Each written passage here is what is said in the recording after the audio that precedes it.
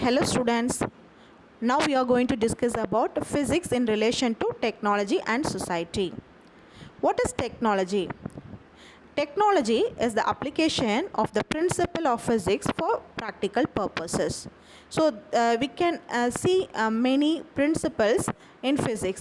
These principles are very much helpful in order to design a particular material for the particular practical purpose. The application of the knowledge of practical purposes in various fields to invent and produce useful products or to solve problems is known as technology. Thus, we can say that physics and technology both together impact our society directly or indirectly. For example,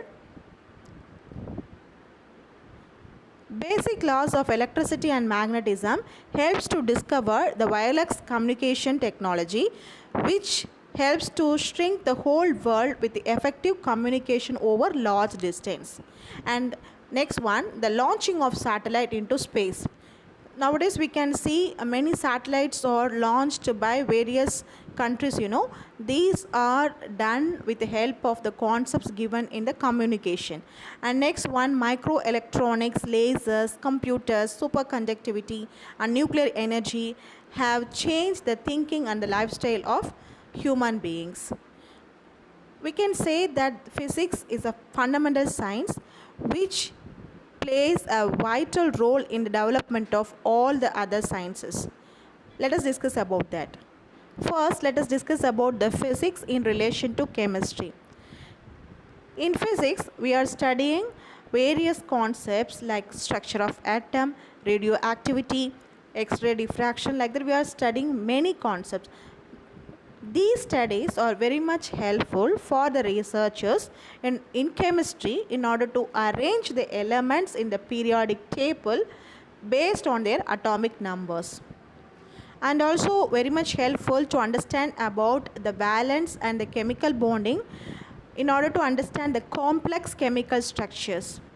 So the branches like physical chemistry and quantum chemistry are very much helpful and play an important role to know about the structure of the atom and the chemical bonding and to understand the chemical structures. Okay, and next one, physics in relation to biology.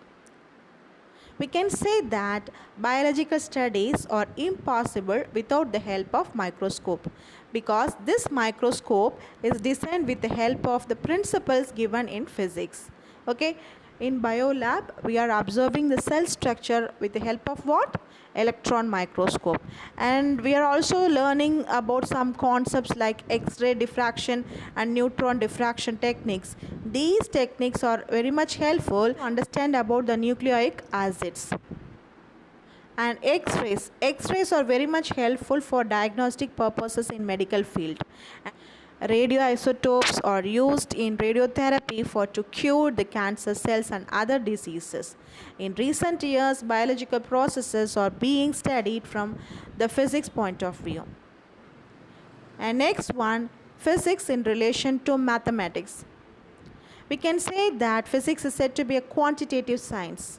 In physics, we are learning many derivations in order to understand the particular concept or law or theory. Okay, so we can say that physics is mostly related to mathematics as a tool for its development.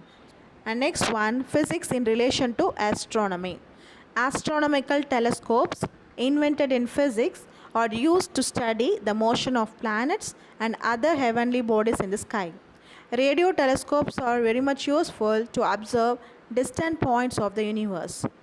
Studies of the universe are done using physical principles. And next one, physics in relation to geology. In physics, we are learning diffraction techniques. It helps to study the crystal structure of various rocks. Radioactivity is used to estimate the age of rocks, fossils and the age of the earth.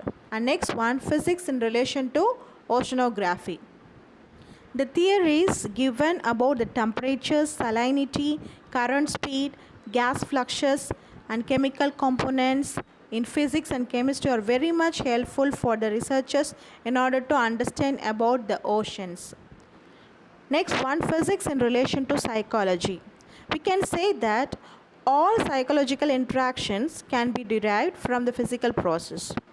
The movements of neurotransmitters are governed by the physical properties of diffusion and molecular motion. We can say that the functioning of our brain is also related to our underlying dualism. Thank you, students.